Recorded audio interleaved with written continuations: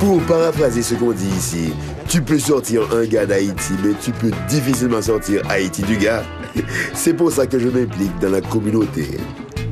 Et 30% de probabilité d'avers. J'anime bénévolement une émission de radio dont le titre indique clairement qu'il y est sujet des relations interethniques. 23. Mon nom est Dominique Michel et vous écoutez présentement l'émission Moi et l'autre.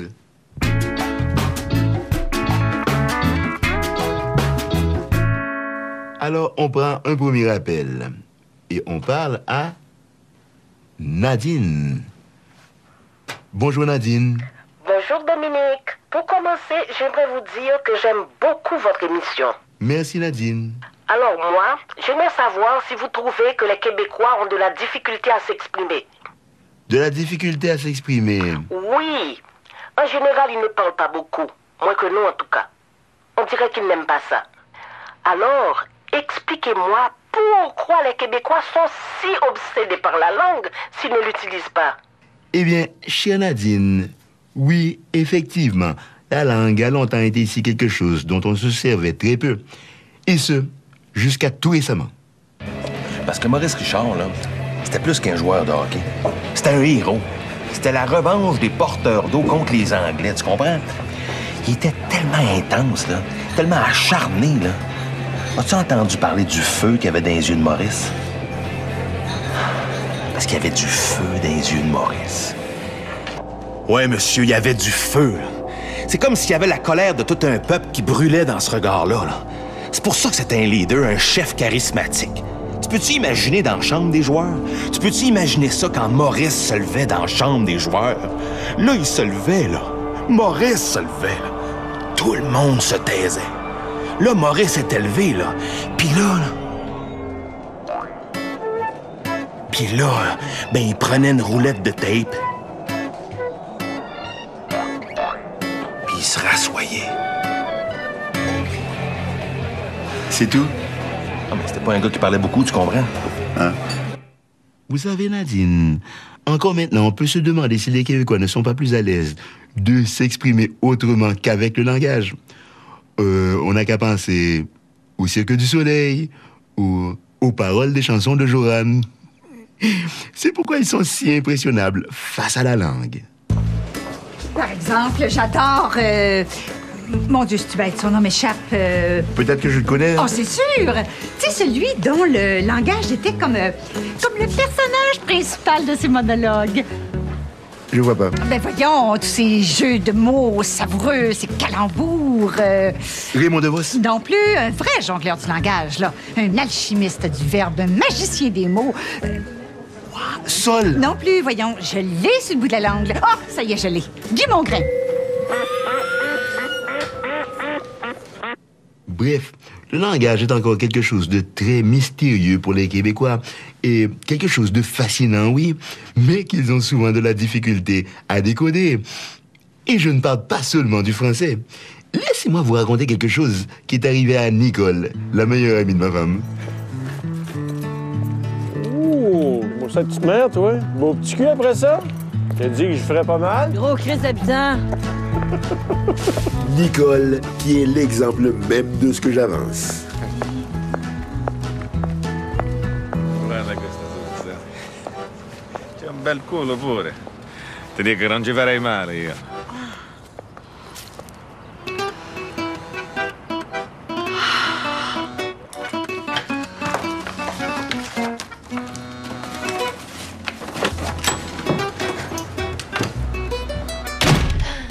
Allô, beauté. Oups, je le reconnais, cet air-là. Qu'est-ce qu'il y a, mon air? Papa, maman, Nicole a les yeux dans la graisse de bine. Il s'appelle comment? Aldo. Aldo, c'est quoi ça? C'est italien, ça, non? C'est signora. Mais où est-ce que tu l'as rencontré? Comme ça, dans la rue. Il t'a chanté la pomme? Oui, mademoiselle. Et quand un Italien te chante la pomme, t'as droit au verger au grand complet. Qu'est-ce que tu veux dire? Ben, les Italiens, c'est des romantiques. Le peuple le plus romantique sur la Terre. Le plus passionné aussi. Vous généralisez pas un peu, hein? Ouais. Mais non, c'est dans eux autres. Question de culture. Oui, ils baignent là-dedans depuis des millénaires. Puis leur langue, c'est pas une langue. C'est de la musique. Une sérénade continuelle. T'es tellement beau. Ah oui, excusez. Ah, d'ailleurs, c'est comme ça qu'il m'a eu. Hein. Ton Aldo? Ouais. Quand il s'est mis à me parler, j'ai fondu. Qu'est-ce qu'il disait? Il faisait un paquet de compliments. Comme? Ben, il y en avait tellement, c'est dur d'en prendre un là, en particulier. Donc, tu n'as rien compris? J'ai compris le sens général. De quoi il parlait? L'amour. C'était très clair. Comment tu peux savoir? C'était dans le ton. Lâche-la donc, Dominique. Tu sais, il y a des choses qui s'expriment autrement que par les mots, comme les émotions, par exemple. Puis ça nous empêche pas de comprendre pareil. Peut-être même mieux. Il faut quand même reconnaître, Nadine, une grande qualité aux Italiens. Ils s'y connaissent. Côté nouilles. Ah, Nicolina. C'ho la voglia di fare una svelta con te, niente di più. Aldo. C'ho la voglia di pizzicare il tuo sedere. C'ho la voglia di mangiare i tuoi senni. Aldo. E dopo di quello, sai che? Sì? No? Che? Ti schiaffo lì e me ne vado. Mi vedrai mai più. E sai il numero di telefono che ti ho dato, non il mio. T'es merveilleux. Peccato che non ti vedrò la faccia quando te ne accorgerai. Aldo. Melo. En attendant. Tiens. Ah, c'est pour moi? Pas tout à fait.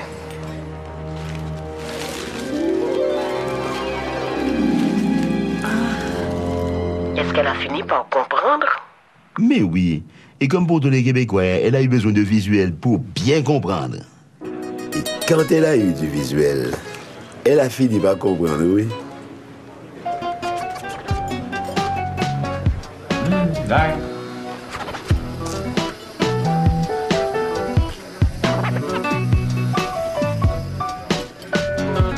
Dai, dai, dai.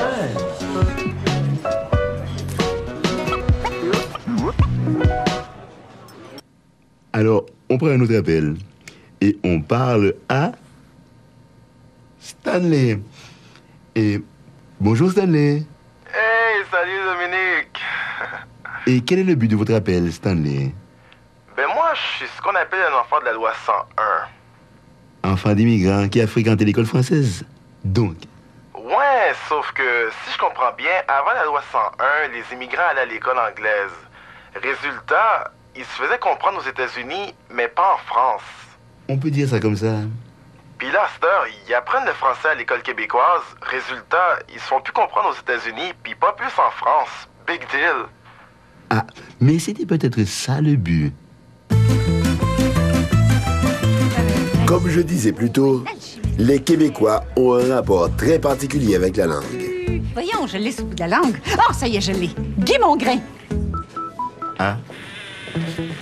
Mais bon, c'est normal que j'apprécie, hein? Je suis une amoureuse de la langue française. Ah bon? Oui, c'est tellement une belle langue, hein? Pleine de saveurs, riche, complexe, oui, mais c'est précisément ce qui fait sa richesse. C'est sûr? Oui, une langue magnifique. Quand on se donne la peine de la parler correctement, bien sûr. Ce qui est en train de se perdre, malheureusement. Tu trouves? Oh que oui. La qualité du français au Québec se détériore, c'est terrible. Les gens parlaient mieux que ça avant? Beaucoup mieux, voyons. Ah bon? Je snappais à la POC dans le bas du net, puis ben, je vais pogner à la patte du goaler. À moins que ça nous remonte à plus loin.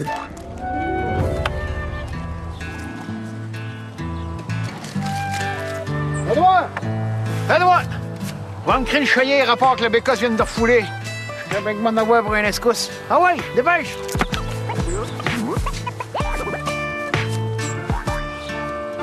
Ah oui, on est en train de perdre complètement la pureté de notre belle langue. Il y a comme un relâchement généralisé. Ah, si tu le dis. Mais bon, c'est pas une raison pour baisser les bras. Moi, j'ai décidé de faire ma part. Comment? Bien. Tu vas être content de moi. Parallèlement à ici, je vais donner des cours du soir dans un coffee. C'est quoi un coffee? Et c'est pas le genre de centre qui donne des cours de français pour les nouveaux immigrants? Oui, pour les aider à s'intégrer. C'est bien. Bravo. Si je peux aider, tu comprends. Puis en plus... En plus quoi?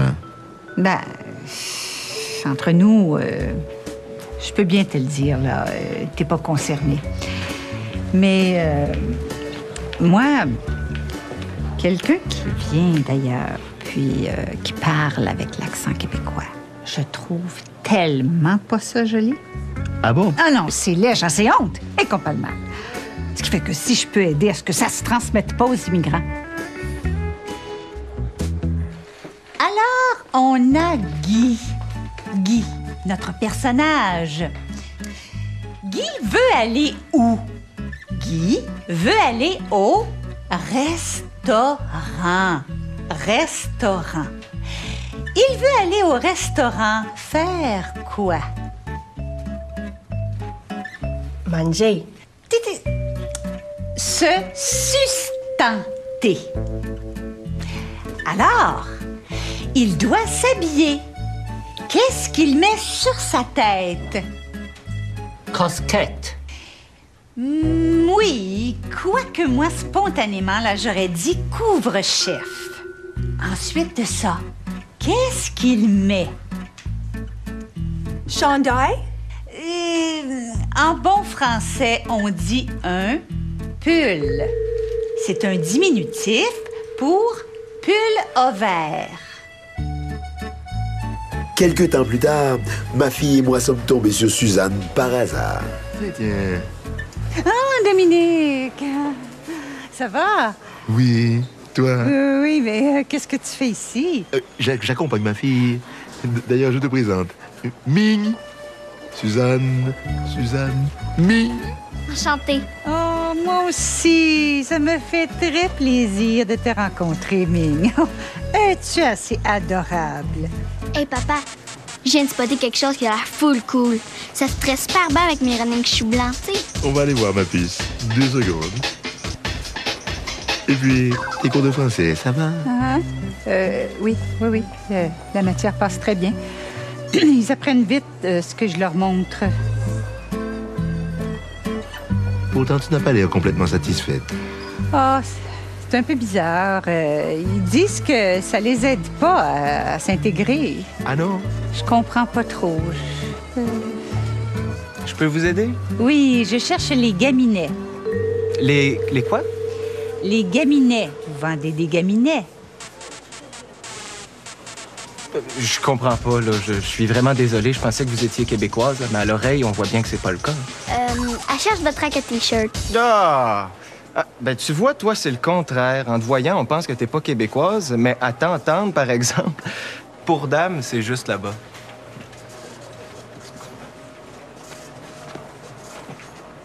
Et ce qui venait de se passer ce jour-là allait permettre à Suzanne d'envisager la question de l'intégration linguistique sous un tout nouvel angle. Lequel? Lequel? Eh bien, d'un côté, les Québécois considèrent qu'ils parlent mal. Vrai? Ah, ben, c'est vrai! Et de l'autre côté, ils se définissent par cette façon de parler. Par exemple, le vendeur qui l'autre jour a considéré Ming comme québécoise dès qu'elle a ouvert la bouche. Ah, ben, peut-être, mais il en demeure pas moins que c'est honteux de parler comme ça. Et c'est là qu'on touche le cœur de la question. Le Québécois ne se sent pleinement québécois que lorsqu'il est complexé. C'est pourquoi il se bat pour la survie d'une langue qui lui fait honte. Tu penses? Suzanne, tes immigrants, tu veux qu'ils deviennent des académiciens ou des Québécois? Ah, ben, des Québécois, évidemment. Ton devoir est donc de leur inculquer une raison d'avoir honte d'eux-mêmes.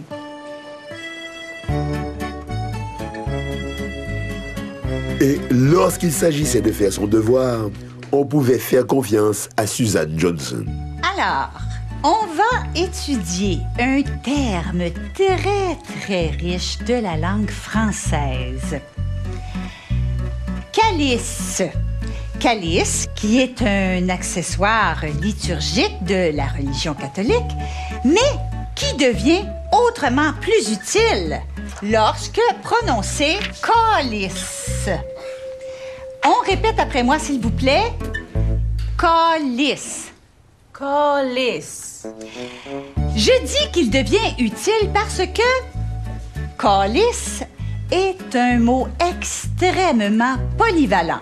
Ainsi, utilisé comme substantif, il désigne un être extrêmement déplaisant. On répète après moi, s'il vous plaît. Un tel, c'est un calice. Un tel, c'est un calice. Transformé en verbe, il désigne une action menée avec une énergie appréciable. On répète après moi, s'il vous plaît. M'a te calissé mon poing sur la gueule. M'a te calissé mon poing sur la gueule. Par contre, transformé en verbe pronominal, il désigne un niveau d'indifférence non négligeable. On répète encore après moi. Je m'en calisse. Je m'en calisse. C'est très bien! Je suis fière de vous!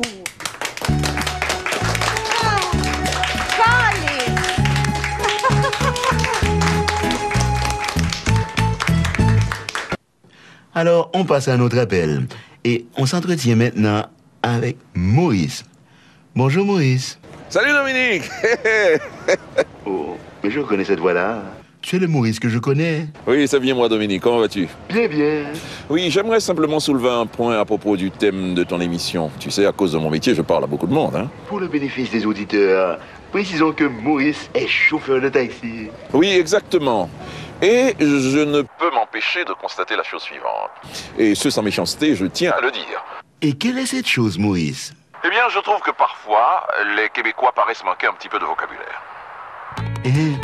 Je comprends qu'on puisse avoir cette impression, même si c'est très très subtil.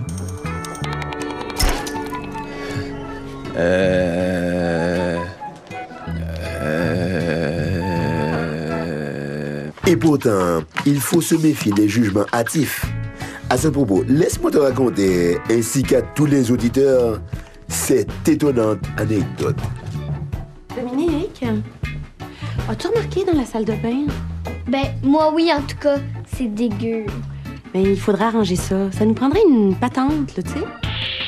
Une patente? Ouais. Tu te cherches-tu d'en acheter une d'ici la fin de semaine?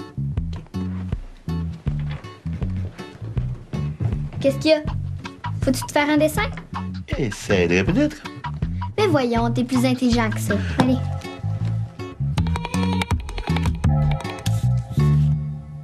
Piqué au vif, j'ai alors entrepris de trouver une patente par mes propres moyens. Ce ne devait pas être si difficile. Et pourtant... Qu'est-ce que c'est ça? Ben, une patente. Tu nous niaises, j'espère?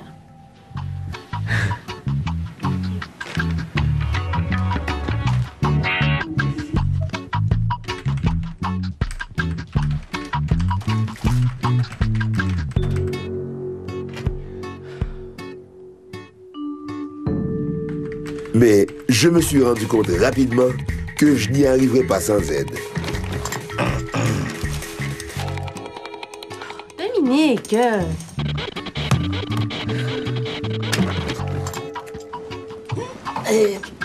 Nicole. Non, écoute, Dominique. Je le sais que t'as des doutes sur Aldo. Mais moi, je le sens que je peux avoir confiance en lui. Puis l'intuition féminine, là, ça trompe jamais. Si tu le dis, hein. Écoute, pour changer de sujet... Quoi? C'est quoi une patente? À gosse ou pas à gosse? Pardon? Patente à gosse ou une patente tout court? Juste une patente. Bon... Ça dépend. En général, c'est un genre de chose. Chose. Mais ça peut être une affaire aussi. Une affaire, hein? Sauf que là, si t'arrives au magasin et tu cherches une affaire, ben ils vont te demander si c'est un cossin. Un coussin? Hein? Puis là, si tu le sais pas, ben il y a bien des chances que tu te retrouves avec une bébelle. Une bébelle? Sais-tu qu'est-ce que je ferais à ta place? Non. Je rentrerais là en demandant une patente. Tu es sûr? Ah oui. Eux autres, ils connaissent ça, là. C'est leur domaine.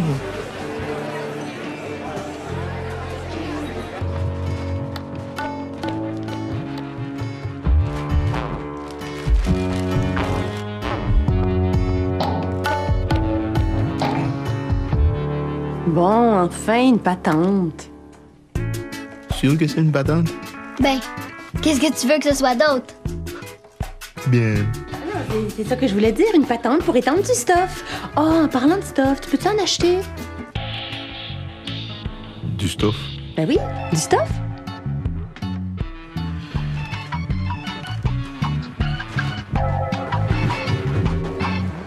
C'est donc ça une patente. Hein? Oui, mais pas toujours. Pas toujours. Non, ça dépend du contexte.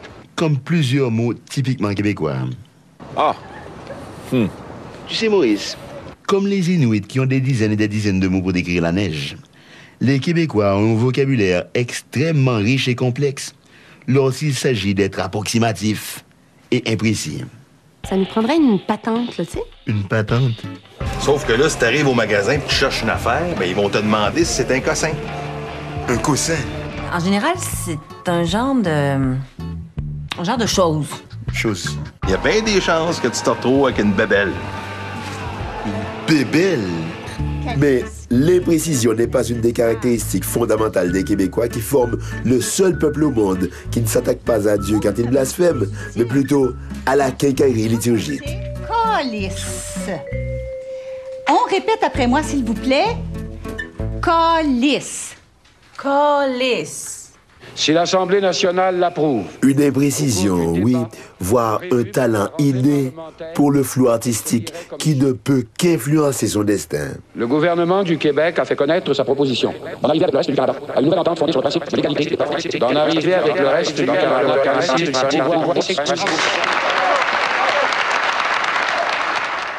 Vous ne croyez pas, chers auditeurs?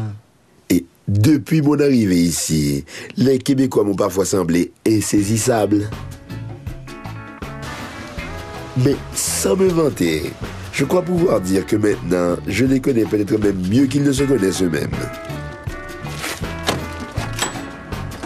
Mais bon, il faut dire que j'ai été avantagé par ma vivacité d'esprit naturel et mon sens particulièrement aiguisé de l'observation. Qu'est-ce que c'est ça? Du stuff. Mais voyons, du stuff pour mettre ses toasts, que je voulais dire. Il semble que c'était clair.